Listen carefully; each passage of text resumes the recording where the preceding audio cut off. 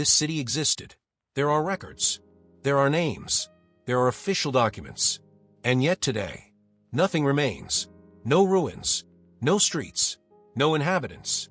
Not even a clear location on modern maps. For centuries, it was an active center of trade, religion, and local power. And yet, in a single night, it disappeared. Not after a prolonged war. Not because of an earthquake. Not due to a documented foreign invasion. It was deliberately erased.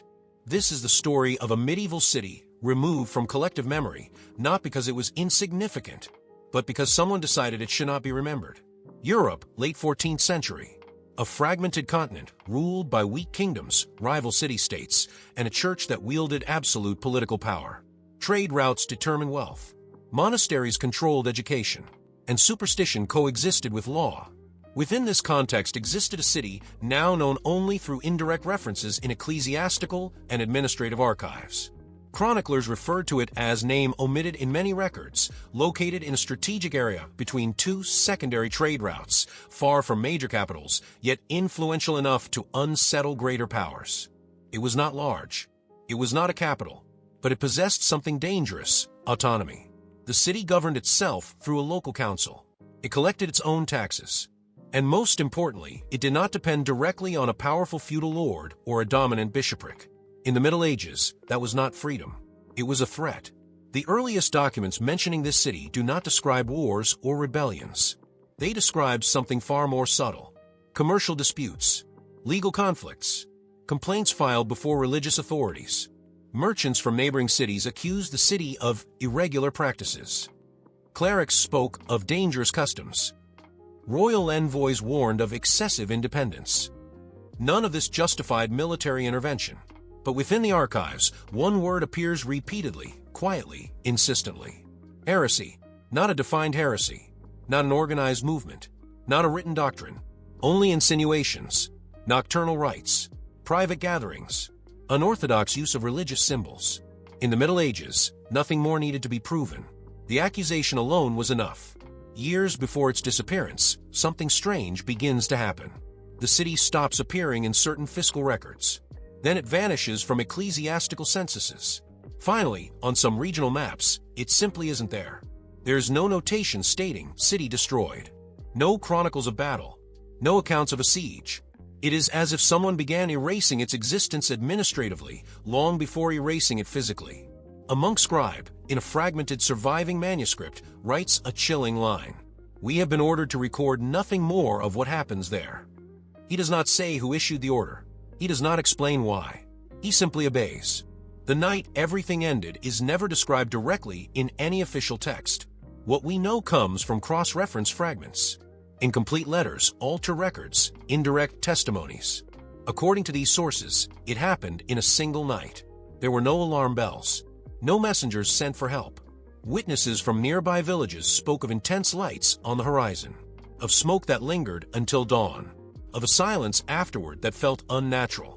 When travelers passed through the area days later, they encountered something impossible to explain. The houses were destroyed, but not looted. The roads deliberately buried. The religious buildings torn down to their foundations. There were no bodies. There were no survivors. Only emptiness. Normally, the destruction of a city leaves consequences. Refugees, trials, retaliation, chronicles. Here there was nothing. No one claimed the land. No one demanded justice. No one asked what had happened. It was as if the world had collectively accepted that this city should never have existed. Years later, when a cartographer attempted to include it once again on a regional map, the document was confiscated. On the margin of the parchment, a handwritten note remains: "This place must not be named." This was not a natural disaster. It was not a conventional invasion. It was not an accident. It was a systematic elimination, first from records, then from memory, and finally from a physical world. In the next part, we will uncover who had the power to erase an entire city without a trace, and why allowing it to exist was more dangerous than destroying it. In the late Middle Ages, very few institutions possessed the authority, reach, and coordination required to erase an entire city, not only physically, but administratively and symbolically. Local lords lacked the influence. Kings lacked the logistical subtlety. Military orders lacked the jurisdiction. Only one power met all the conditions: the church. not merely as a religious institution, but as a bureaucratic and political system that controlled education, archives, moral legitimacy, and historical narrative. To erase a city completely, one had to do more than destroy buildings. One had to eliminate baptismal records, marriage registries, tax documents, legal precedents, ecclesiastical references, and above all, the right to be remembered. The church held the keys to all of it. Contrary to popular imagination, medieval erasure was not chaotic. It was procedural.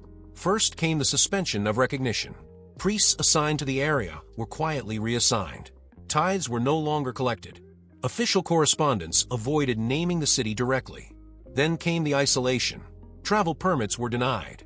Trade routes were subtly redirected. Pilgrimages were discouraged under vague warnings of spiritual risk. The city was not attacked. It was cut off. By the time the physical destruction occurred, the city was already invisible in the eyes of authority. From a legal standpoint, it no longer existed. The justification appears in later marginal notes and inquisitorial correspondence. Not openly, not explicitly, but consistently. The city was accused of persistent doctrinal deviation. This phrase is critical. It did not mean heresy in the conventional sense. It meant refusal to submit fully to external ecclesiastical authority. The problem was not belief. It was governance. The city's council had gradually assumed roles traditionally reserved for clerics. Arbitration of moral disputes, regulation of festivals and rituals, oversight of burial practices. In other words, the city had begun to define spiritual order locally. In the medieval world, that was intolerable. Several indirect sources mention practices that deeply unsettled church authorities. Night gatherings, closed-door assemblies, symbolic rites conducted outside official liturgical calendars. Modern historians debate their nature. Some argue they were remnants of pre-Christian traditions. Others suggest early forms of civic ritual, blending governance and spirituality. A minority believe they were nothing more than exaggerated rumors. But the reaction was real. A memorandum preserved in fragments states, "Their unity does not flow from Rome." That sentence alone explains everything. Unity outside centralized authority was perceived as contagion. The decision to act did not take the form of a public decree. There was no proclamation, no condemnation read from pulpits. Instead, instructions were issued privately to a small number of trusted agents, regional ecclesiastical officials, lay administrators, armed retainers under religious jurisdiction. The operation was framed not as punishment, but as correction. The goal was not martyrdom. It was erasure. Martyrs inspire memory. Absence dissolves it. Speed was essential. A prolonged siege would have created witnesses. A public trial would have created records. Survivors would have carried stories. A single night allowed. Total control. Minimal documentation. Plausible deniability. The destruction was surgical. Key buildings were targeted first. The council hall. The central church. Archive repositories. Without these, the city could not reconstitute itself, even if anyone had survived. In the months that followed, something unprecedented occurred. The land was left unclaimed. This was intentional. Assigning ownership would have required acknowledgement of prior existence. Instead, the territory was reclassified as marginal land, unused, unrecorded, spiritually neutral. Pilgrims were warned away. Merchants avoided it. Maps showed empty space. Silence became policy. Not everyone forgot. Scattered references appeared decades later in private letters, often written in coded language. One scholar writes, "There was once a place where men governed themselves as if God listened directly." Another notes, "We were told never to ask what happened there." These are not myths. They are fragments of suppressed memory. The city was not destroyed because it rebelled with weapons. It was destroyed because it represented a dangerous idea. That authority, spiritual and civic, could exist without central control. In next part, we will examine what traces survived despite the erasure, how modern historians rediscovered this lost city, and why its disappearance still matters today. No erasure is ever perfect. Even the most disciplined system of suppression leaves behind residue, errors, fragments, contradictions. In this case, what survived was not a building or a street. What survived were inconsistencies. Medieval archives from the surrounding regions contain anomalies, sudden gaps in trade records, tax routes that end abruptly, ecclesiastical jurisdictions that inexplicably narrow and then expand. To the untrained eye, these are clerical mistakes. To historians, they are scars. They indicate the former presence of something that was forcibly removed. The most significant clue emerged centuries later. In the early 19th century, a private collector acquired an unclassified medieval map from a dissolved monastic archive. The map was incomplete, damaged at the edges, and unsigned. But it showed something impossible. A small urban symbol. A walled settlement. Located precisely where modern maps showed nothing. No name was written. Instead, there was a deliberate blank space where the label should have been. This was not omission. It was censorship. The collector's notes mention that when he attempted to verify the site, local clergy refused to discuss the area. One reportedly said, "There is nothing there, and there never should have been." Modern archaeology has largely avoided the region, not because of danger, not because of inaccessibility, but because of absence of incentive. Funding follows expectations, and the official record suggests there is nothing to find. Yet limited surveys conducted in the late 20th century revealed anomalies. Unnatural soil layering, stone fragments inconsistent with rural structures, traces of roads that lead nowhere. No full excavation has ever been approved. Every request has been denied or indefinitely delayed. Officially, the area holds no historical significance. Unofficially, it holds too much. Some of the most revealing evidence comes not from what is present, but from what is restricted. Several ecclesiastical archives across Europe maintain sealed collections labeled simply as administrative corrections. Access is limited. Catalogs are incomplete. References are vague. In one such archive, a 17th century index contains a single disturbing entry. On the matter of the dissolved settlement, resolved. No date, no explanation, no follow-up. The word dissolved is critical. Cities fall. They burn. They are conquered. They are not dissolved. That term implies intentional disassembly, not destruction. The erasure succeeded because it targeted more than structures. It targeted curiosity. Without ruins, there is no pilgrimage. Without records, there is no scholarship. Without survivors, there is no oral tradition. The city became unresearchable. Even modern historians hesitate to pursue questions that lead nowhere. Silence is self-reinforcing, and that was the point. Yet something endured. The idea that frightened authority enough to erase a city did not disappear. It resurfaced later, in different forms under different names. Local governance, spiritual autonomy, communities defining order without centralized permission. Each time, resistance followed. Each time, records were contested, rewritten, or minimized. The medieval city was not an anomaly. It was an early example. History teaches us about power not only through what it preserves, but through what it removes. This city was not erased because it failed. It was erased because it worked. It demonstrated that people could organize themselves, economically, spiritually, politically, without submitting fully to an external authority. That lesson was too dangerous to allow a precedent. Some cities fall and are remembered forever. Others are erased so completely that even the question of their existence becomes uncomfortable. In the final part, we will confront the most unsettling question of all. How many other cities were erased in the same way? And how much of history is missing because someone decided it should be? The erased medieval city was not unique. Once historians began to recognize the pattern, administrative disappearance, cartographic omission, deliberate silence, other cases emerged. Small settlements referenced briefly in early records and never mentioned again. Urban centers that appear once in tax documents and vanish without explanation. Regions where roads exist without destinations. These were not accidents. They were precedents removed. When power fears repetition, it erases the example. Across medieval Europe, similar mechanisms appear again and again. First, moral accusation. Not treason. Not rebellion. Deviation. Second, administrative withdrawal. No recognition. No jurisdiction. No legal standing. Third, physical neutralization. Swift. Controlled. Unrecorded. And finally, narrative collapse. No stories. No names. No memory. What made this pattern effective was not violence. It was bureaucracy. Modern history relies on sources. When sources are absent, historians hesitate. Academic caution becomes an ally of suppression. If a city leaves no ruins, no chronicles, no descendants, it becomes professionally risky to assert it ever existed. Silence gains legitimacy simply by enduring long enough. This is how erased history stays erased. The most unsettling realization is not that one city was erased. It is this: we do not know how many were. How many autonomous communities were dismantled before they could inspire others? How many alternative forms of governance were eliminated before they matured? How many paths history could have taken were quietly closed? We inherit not just what survived, but what power allowed to survive.